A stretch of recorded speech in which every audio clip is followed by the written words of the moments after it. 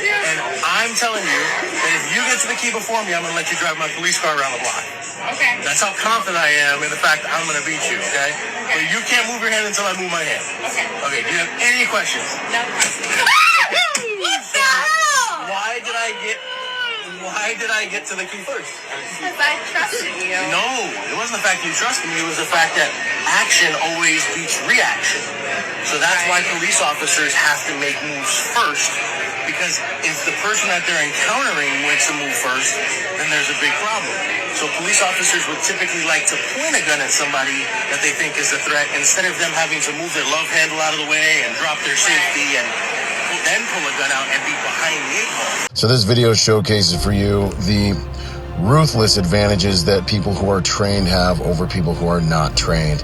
It also showcases for you the absolute gaps in civilian understanding of tactics when it comes to warfare, personal protection, and whatnot. And it helps you understand why you'll see people who are professional protectors who have training do certain things that you just might not agree with because you understand very little about what's actually going on and what's actually necessary for professional protectors to not die.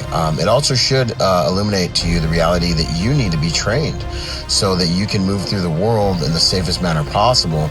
A lot of what training will do is help you not even be there, not even be in a threatening situation, see things before they come, and then react in ways, not even react, but act upon dangerous circumstances in ways that will keep you and your family safe regardless of your physical potency. And it's really like a superpower. So, and of course, the emotional response that most civilians have to violence and strategies of warfare and personal protection is just that. Well, I trusted you.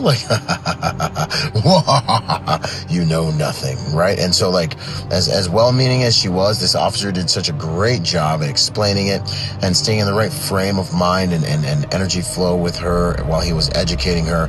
But you guys gotta understand there are games that need to be played, and a lot of professional protectors need to understand this too.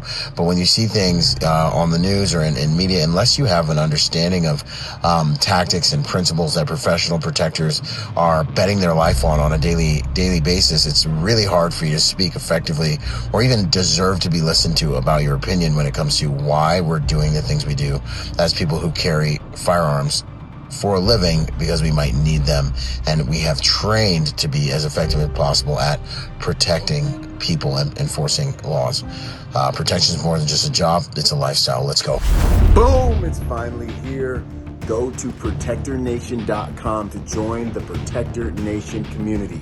Learn online and become part of our Protector Nation family. I look forward to seeing you guys there, and for us all to join forces to make the world a safer place by helping good people to become more dangerous. I'll see you there, and until then, be peaceful but not harmless.